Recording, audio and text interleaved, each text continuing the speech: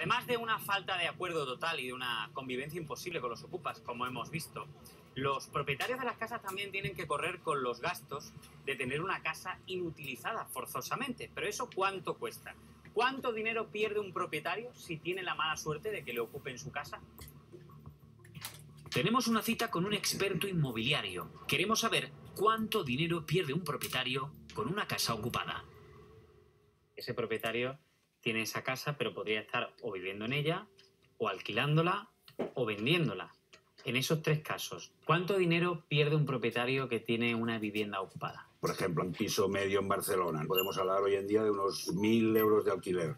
Pues imagínate, ¿no? Un proceso judicial de desocupación, podemos estar hablando entre 8 y 12 meses. 12 meses a 1.000 euros, 12.000 euros, ¿no? Más todos los gastos a cargo del propietario, independientemente de que la vivienda la ocupe o no. Gastos de comunidad, gastos hipotecarios, etcétera, etcétera. En cuanto a la venta, por ejemplo. Lo normal y lo lógico en una situación de mercado es que el comprador, evidentemente, aprovechándose de esa situación de ocupación, tenga un descuento entre un 15 y un 20%. Y en cuanto a los gastos que tenga que hacer ese propietario de invertir después de ser desocupada esa casa, ¿se tiene algún cálculo? Yo diría entre 15 y 20.000 euros aproximadamente como mínimo.